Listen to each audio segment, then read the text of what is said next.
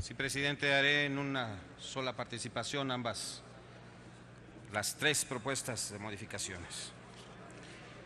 En cuanto hace al artículo segundo, fracción 11ª, y artículo 9, fracciones 12ª y 13ª de la Ley General del Sistema Nacional Anticorrupción. Compañeras y compañeros, un Estado democrático de derecho no solo se distingue por las cualidades de su sistema de representación política y los mecanismos legales de corte electoral, sino por la transparencia en el manejo de la información pública, especialmente cuando lo que está a la vista es el uso de recursos públicos. Nuestro debate no puede quedarse solo en la formalidad jurídica, en la normatividad que estamos creando y en el simple proceso legislativo. Si para eso se piensa que fuimos electos, se equivocan.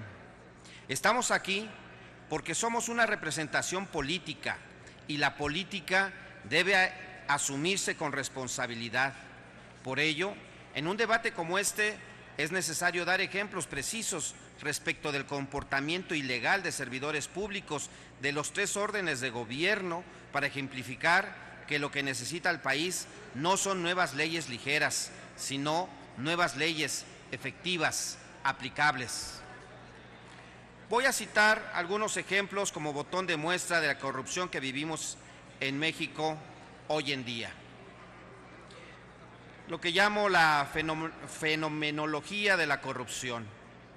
Está documentado por un grupo de ciudadanos independientes que la administración del aún gobernador por Chihuahua, César Duarte, durante el periodo comprendido entre el 2012 y el 2014, hizo depósitos por 65,000 millones de pesos a una sociedad financiera privada denominada Unión Progreso, de la que su secretario de Finanzas era abogado y accionista, recursos públicos.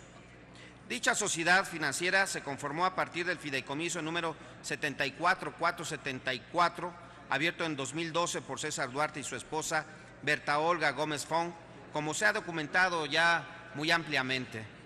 En el 2014, la Comisión Nacional Bancaria y de Valores autorizó la creación del Banco Unión Progreso a partir de la fusión de la sociedad financiera Unión Progreso y otras.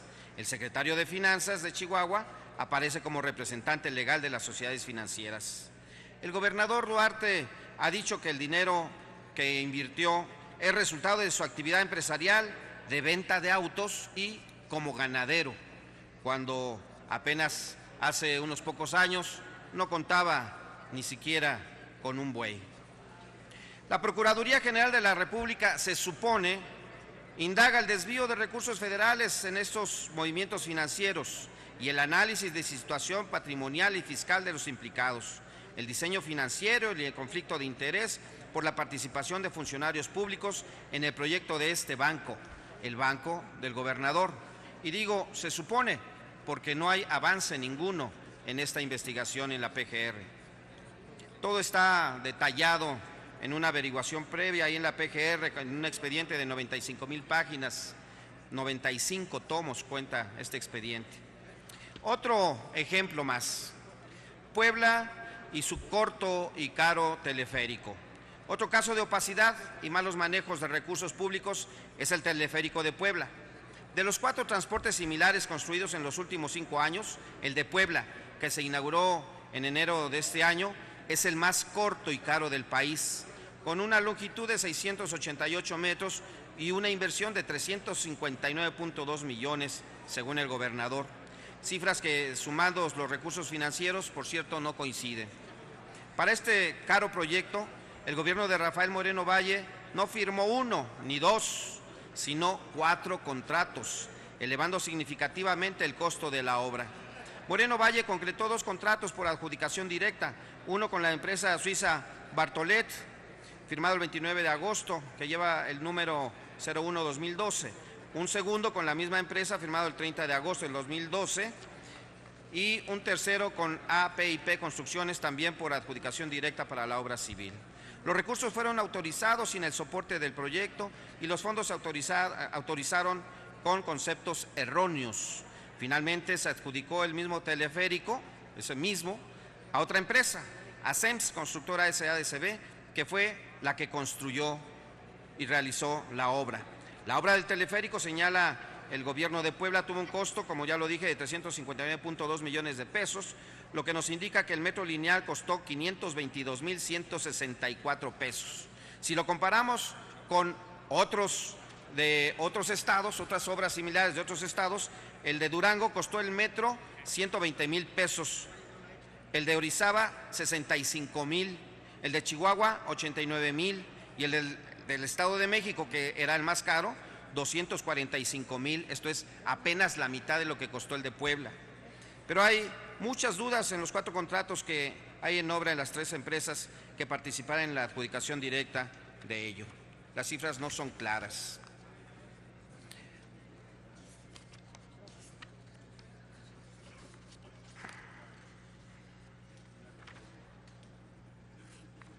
Ejemplos hay muchos, el tiempo excede lo que tengo aquí permitido, pero la legislación anticorrupción que hoy estamos debatiendo, en muchos de sus artículos presentan un avance, pero en otros da cabida a graves resquicios para la corrupción sofisticada y de estrategia técnica.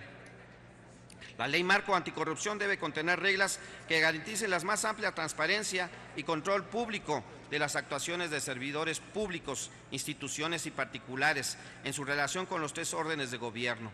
Sin embargo, a pesar de que ya estamos ante un avance significativo en materia de combate a la corrupción, lo que nos propone el dictamen es aún insuficiente para asegurar la máxima publicidad en los actos de la administración pública centralizada, desconcentrada y descentralizada de la Federación, los estados y los municipios y los poderes legislativo y judicial.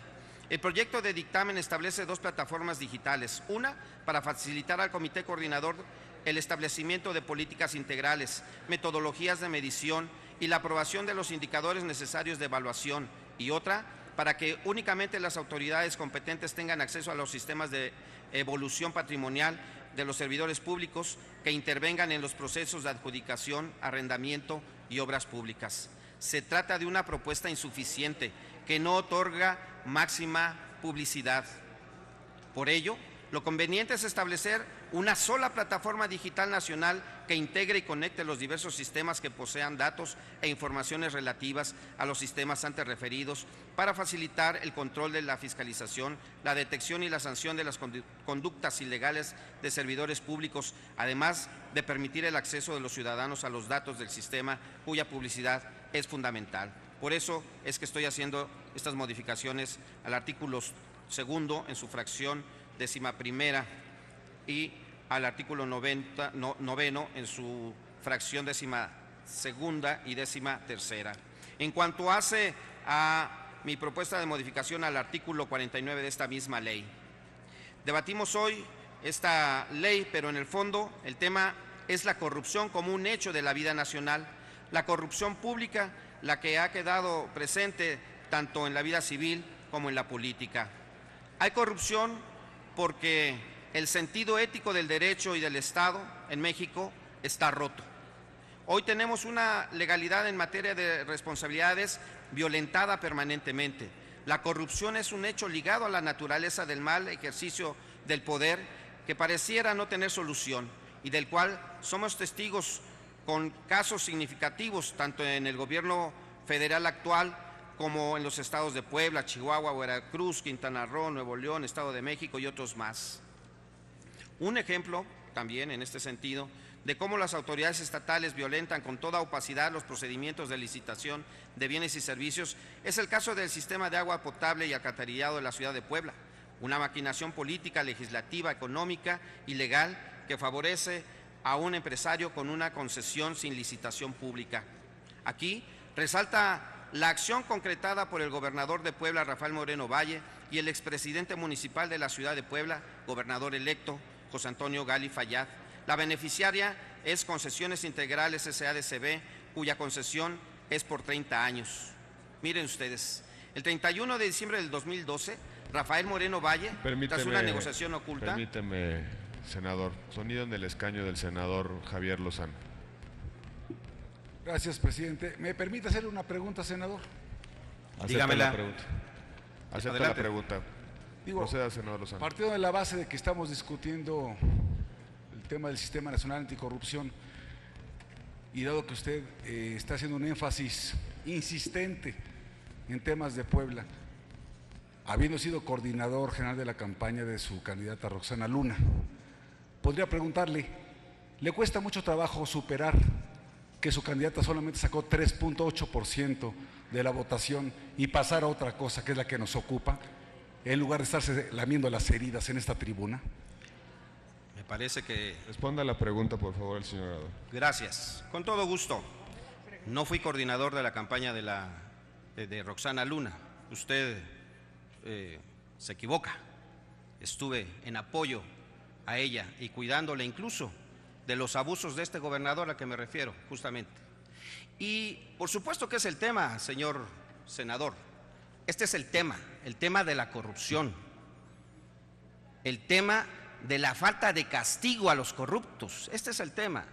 Y dudo que esta legislación que estamos creando hoy sea suficiente para castigar esa corrupción. ¿Sí?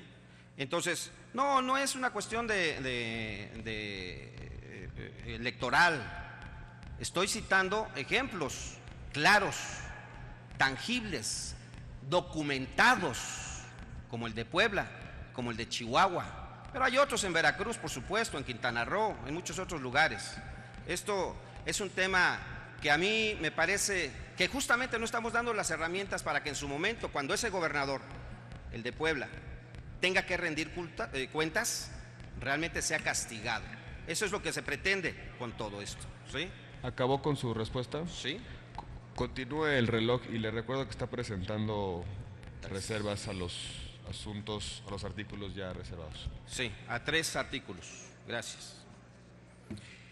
Bueno, pues como decía yo, que el 31 de diciembre del 2012, Rafael Moreno Valle, tras una negociación oculta con los coordinadores del Congreso de Puebla, consiguió que se aprobara la nueva Ley de Aguas del Estado, declarando posteriormente al organismo de agua como insolvente y en condición de quiebra. La convocatoria a la licitación pública se publicó el 18 de diciembre del 2013. Cito: se determinó como fecha límite para la compra de bases de licitación el 25 de septiembre de ese año y la presentación de propuestas debió haberse hecho antes del 9 de diciembre. Como parte del plan para garantizar la concesión a la beneficiaria, 3 días antes del fallo de licitación, escuchen ustedes, el 23 de diciembre del 2013 se constituyó ante el notario 25 del Estado de Aguascalientes, mediante escritura pública 51206, la sociedad mercantil denominada Concesiones Integrales S.A.D.C.B., quien no participó en la licitación. El fallo se emitió el 26 de diciembre y el organismo de aguas, SOAPAP, adjudicó el contrato a un consorcio integrado por el Grupo Agua de México S.A.D.C.B., EPCOR Servicios S.A.D.C.B. y Tecnología Intercontinental SAPI de CB. Sin embargo, ese mismo día, Grupo Agua de México S.A.D.C.B. celebró un contrato de cesión de derechos a la recién creada Concesiones Integrales de Puebla. El dicho acto jurídico, en ese acto, Grupo Agua de México cedió incondicionalmente los derechos derivados de la licitación pública a fin de adjudicar el título de concesión con que se otorgó el carácter de concesionario a Concesiones Integrales que se había creado solo 3 días antes. Así, Concesiones Integrales, creadas 72 horas antes del fallo de la licitación, aún no se encontraba inscrita en el Registro Público de la Propiedad y del Comercio ni en el Registro Federal de Contribuyentes. Pensar que la corrupción puede enfrentarse solo desde la ética y los valores es una utopía que ignora la realidad material que ha forjado y sostenido a un importante sector de clase política que se enriquece con negocios a costa de los servicios públicos. Hay quienes afirman que la corrupción es un acto cultural y que por eso no se puede extinguir. Si la corrupción es cultura, es porque es el modo de reproducción política y de enriquecimiento personal más fácil e impune, el cual ancla su existencia en la más abyecta de las deslealtades con México y los mexicanos. Aceptar sin más que la corrupción es cultura es justificar pragmática y cínicamente que para una clase política corrupta y corruptora no existe la cura, Yo pienso lo contrario. La corrupción debe combatirse plenamente con leyes eficaces y bien hechas, con instituciones sólidas y fundamentalmente con transparencia. No hay otra medicina que el derecho coercitivo, duramente coercitivo. Un conjunto de normas, procedimientos y acciones que no reconozcan la tolerancia. Durax lex, sed lex, a todo acto de corrupción. Inhibir cualquier forma negociada o arbitraria de las normas, no reconocer el libre arbitrio de las ejecuciones del derecho, una ley inescrutable e igual para todos. En la modernidad se hizo posible la conformación del más ejemplar sistema de control político que no elimina los defectos del poder, pero que le da dosis precisas para el control del síndrome de la corrupción, la democracia. La democracia se reconoce a sí misma como un sistema no perfecto, un sistema inacabado, con el que la virtud no es la regla, sino la excepción. La democracia es ante todo Estado de derecho, es decir, el ejercicio del poder sujeto a reglas y, por tanto, a sanciones. El dictamen que hoy discutimos plantea una plataforma digital para el soporte de los registros electrónicos de evolución patrimonial y declaración de intereses, algo vital para la conformación de un sistema anticorrupción eficiente y eficaz. Sin embargo, no se considera a profundidad el vínculo servidor público-proveedores, del que en la experiencia reciente se han derivado diversos actos de corrupción que es necesario combatir. Al efecto, no hay mejor respuesta a la práctica de los favores, los regalos, las comisiones, los moches y los sobreprecios que la transparencia y la máxima publicidad de toda la información que se derive de las adquisiciones, obras públicas y arrendamientos del sector público. Por lo anterior, propongo que la plataforma digital para el soporte de los registros electrónicos de evolución patrimonial y declaraciones de intereses contenga la mayor información sobre compras, arrendamientos y obras públicas de todos los sujetos obligados, con el objetivo de que la información pueda ser cruzada con otras bases de datos y así poder emitir alertas de corrupción en los distintos órdenes de gobierno. Es fundamental que toda la información sobre compras, arrendamientos y obras públicas esté a la disposición no solo de la autoridad, sino también de los ciudadanos, armonizar plenamente a la legislación anticorrupción con su correlativa en materia de adquisiciones y obras públicas. Por lo anterior, propongo entonces estas modificaciones al artículo 49 en su fracción segunda. Señor presidente, muchas gracias. En virtud de que ya fueron expuestas